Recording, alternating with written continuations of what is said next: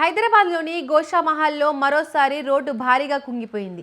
దారుసలం వైపు ప్రధాన రహదారిపై రోడ్డు కుంగిపోవడంతో అందులో కారు, ఆటో, ట్రాక్టర్ చిక్కుకున్నాయి. ప్రధాన రోడ్డు కావడంతో ట్రాఫిక్ జామ్తో వాహనదారులు తీవ్ర ఇబ్బందులు ఎదుర్కొన్నారు. ఈ ఘటనలో ఎవరికీ ఎలాంటి గాయాలు కాకపోవడంతో ప్రజలు ఊపిరి పీల్చుకుంటున్నారు.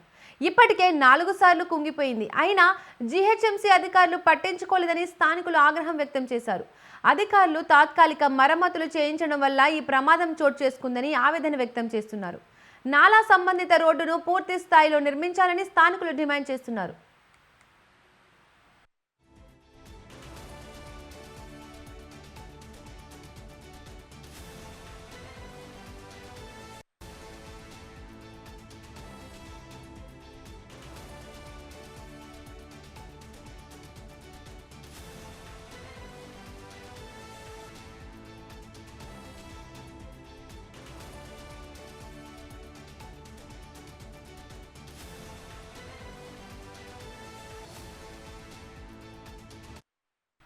గతంలో కూడా గోషామహల్లో దారుసలాం నుండి చాక్నావాడికి వెళ్లే మార్గంలో ఫ్లైవుడ్ దుకాణాల ముందు రోడ్డు భారీగా కుంగిపోయింది.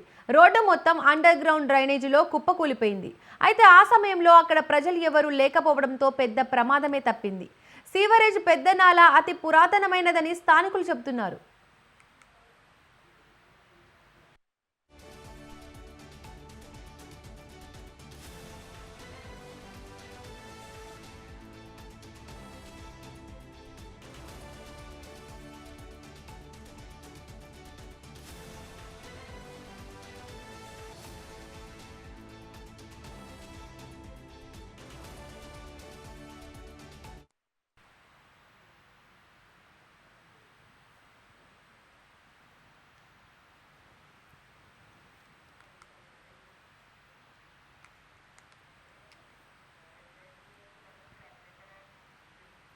హైదరాబాద్లోని గోషామహల్లో మరోసారి రోడ్డు భారీగా కుంగిపోయింది. దారుసలం వైపు ప్రధాన రహదారిపై రోడ్డు కుంగిపోవడంతో అందులో కార్, ఆటో, ట్రాక్టర్ చిక్కుకున్నాయి. ప్రధాన రోడ్డు కావడంతో ట్రాఫిక్ జామ్తో వాహనదారులు తీవ్ర ఇబ్బందులు ఎదుర్కొన్నారు.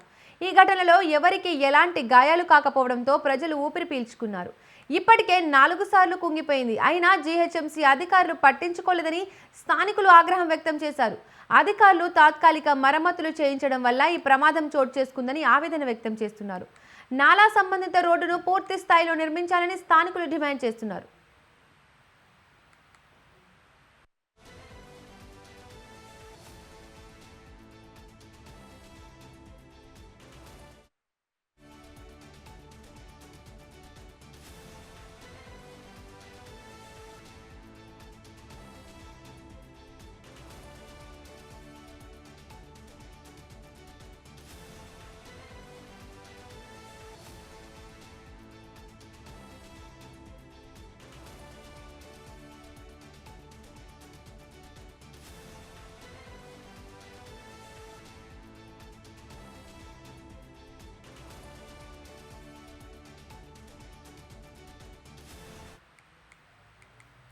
గతంలో కూడా గోషామహల్లో దారుసలం నుండి చక్నావాడికి వెళ్లే మార్గంలో ఫ్లైవుడ్ దుకాణాల ముందు రోడ్డు భారీగా కుంగిపోయింది.